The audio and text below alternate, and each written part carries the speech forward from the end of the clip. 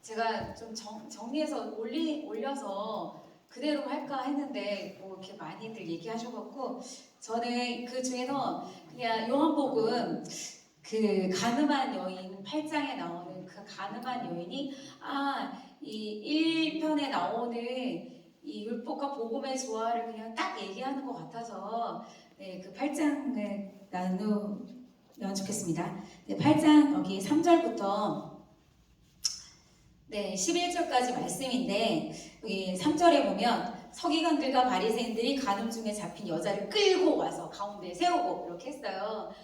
그거는 이제 딱 그들이 알고 있는 율법으로 여인을 딱 현장 점거를 해서 딱 데리고 온 거잖아요. 딱 데리고 와갖고는 이제 말을 하는 거죠. 예수님한테 간음했다고. 그러니까는 예수님이 그리고 또 모세 율법에 돌로 치라고 했다고 그렇게 말을 합니다. 그러니까 이제 예수님이 딱 아무 말씀도 안 하시고 몸을 굽히시고 땅바닥에 이제 쓰시는 거예요. 사실은 성경에는 뭐라고 썼는지 안 나오잖아요. 그런데 이제 목사님은 설교를 통해서 이제 말씀을 하시죠. 이렇게 썼을 것이다 라고 이제 말씀을 하시는데 그 말씀하는 내용이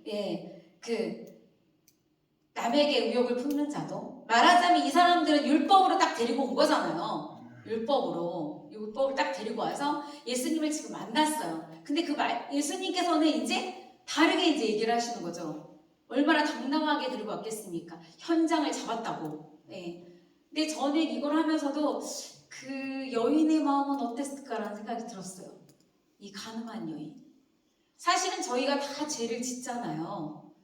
사람들이 보기에는 뭐 큰 죄 있고 작은 죄 있지만 하나님 입장에서 다 똑같잖아요. 저희 이제 복음을 전할 때 그런 얘기를 많이 하는데 사람들은 복음을 전할 때 당신이 죄인입니까? 그러면은 죄 아니라고 많이 얘기하잖아요. 죄진 게 없는데요. 그래서 전 미워한 적도 없는데요. 부모님 말씀도 되게 잘 들었는데요. 이런 친구들이 있잖아요. 하나님 앞에서는 그 비행기 타면은 건물이 다 조만조만 하잖아요. 큰 죄인을 작은 죄인인지 다 똑같단 말이에요. 다 죄인이란 말이죠. 경중이 없어요. 그런데 이 율법 서기관들은 데리고 온 이유가 뭐예요? 나는 죄진 게 없고 이 여인이 죄를 져서 데리고 왔고 이 여인은 죄를 져서 왔으니까 아무런 할 말이 없는 거잖아요. 그런데다가 현장에서 딱 걸렸어요.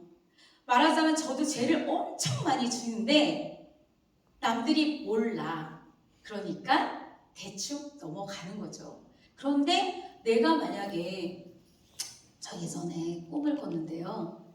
꿈에 사모님이 나타나셨어요. 제가 가끔 사모님이 나오는 적이 있거든요. 중국에서 꿈을 꾸는데 사모님이 그러시는 거예요. 사모님이 딱 저를 일으키시더니 제 죄를 막 얘기하시는 거예요. 꿈에서. 그래갖고 제가 너무너무 창피해갖고 진짜 몸둘 바를 모르겠더라고요. 그러니까 어떻게 해야 될지 모르고 그러다가 제가 꿈에서 딱 깼어요. 그래갖고는 주여, 이게 진짜 현실이라면 난 진짜 주여입니다. 그러니까 기도를 했는데 이렇게 저는 이렇게 남들 앞에 드러나는 죄를 이렇게 살짝 가리면서 살다 보니까 그냥 어쩌고 갈 수 있는 건데 이 여인은 그걸 딱 잡힌 거예요. 아무런 말이 없이 그 자리에 그냥 있는 거죠. 그런데 되려 많은 사람들은 이 여자를 죽이려고 막 불을 켜고 온 거잖아요. 예수님 앞에. 다 똑같이 예수님을 만나요. 가늠한 여인도 주님을 만났어요. 그죠? 그리고 율법과 서기관들도 만나고 그 많은 무리들이 주님을 만났어요. 근데 거기서 결론은 뭐예요? 누구만 남은 거예요? 여인만 남은 거예요. 진짜로 죄를 깨달은 사람만 그 현장에 남아있는 거예요. 물론 다른 사람들도 예수님이 막 써갖고 하니까 양심의 여기 성경에 있잖아요. 양심의 가책을 느껴갖고 다 떠나긴 했어요. 근데 진짜 복음을 만난 건 누구예요? 이 여인이에요, 여인. 그러니까 너무 사실은 그 죄 때문에 너무 불행하고 진짜 속된 말로 쪽팔린 거잖아요. 이제 이거는 이후에 어떻게 살아요, 진짜. 근데 그게 정말 평생에 있어서의 큰 행복을 만난 거죠. 예수를 만났잖아요. 예수 만나서 죄사함을 얻었어요. 예수님이 얘기해 주잖아요. 나도 너를 정죄하지 않아. 다시는 죄를 범치 말라. 최고의 날이죠. 죄를 지어서 그 현장 가운데 너무 진짜 참혹한 날이지만 예수를 만나서 죄에서 해방된 날이에요. 자유한 날이에요. 이게 복음인 거죠. 날마다 우리가 복음을 만나야 되는 거죠. 일상생활에서는 너무나 죄 가운데 있었고, 그런데 뭐예요? 이렇게 예배를 와요. 어떻게 됐든 내 발로 걸어오는 것 같지만, 네, 복음이 우리를 끌고 예배의 자리 가운데로 오게 하시는 거죠. 그래서 예수를 만나라고, 너 자유해, 우리에게 죄에서부터 자유함을 주려고 그렇게. 그래서 오늘 여호와까지 예배드리고, 감사해요. 막 사람들이 많이 남았어요, 그렇죠? 기쁘지 않았나요? 저는 사실 실천 목회 때 목사님이 얘기를 하시더라고요.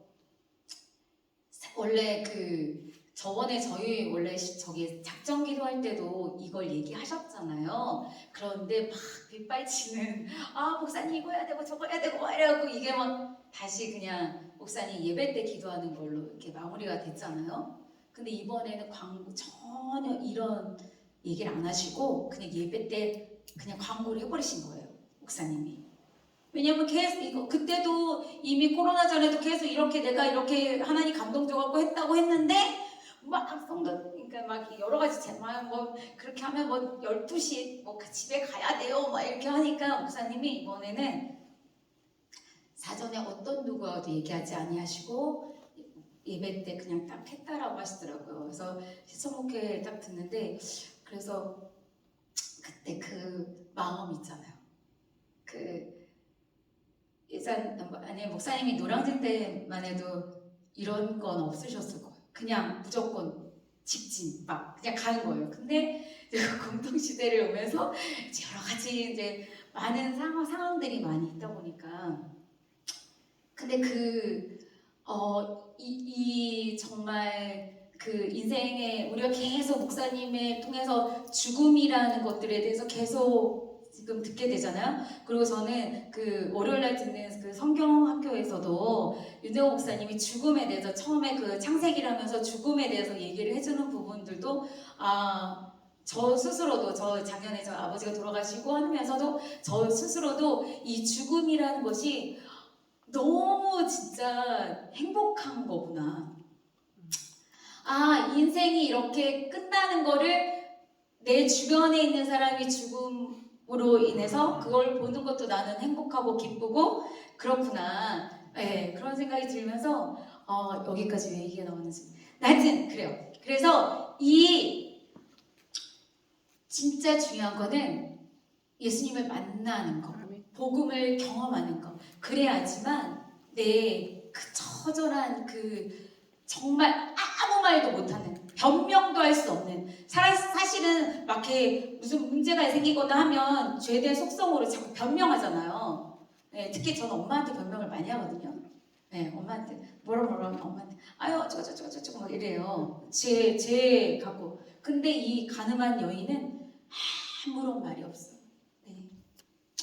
예수님께서 죽으실 때도 아무런 말 없이 그렇게 십자가에 돌아가신 것처럼 우리가 정말 예수님을 만나게 되면 아무런 할 말이 없게 되는 거예요. 그냥 철퍼덕 엎드려져서 나는 죄인입니다. 나를 만나주셔서 감사합니다. 그리고 죄짓지 않도록 몸부림쳐야 되는데 로마서 8장 3절 4절에 보면 저는 이 말씀을 그전에 이렇게 깊이 있게 느꼈나라는 싶을 정도로 3절에 보면 율법이 육신으로 말미암아 연약하여 할 수 없는 그것을 하나님은 하시나니 그쵸? 우리는 할 수가 없어요. 네, 아무리 해도 말씀을 지킬 수가 없는 자예요. 그런데 하나님은 하신대요. 어떻게 하신 거예요? 그 밑에 나와요. 곧 죄를 인하여 자기 아들을 육신의 죄를 정하사. 그러니까 아들이 죄 없는 육신의 몸으로 오셨어요. 그래서 감사해요. 박수 쳐주셔서.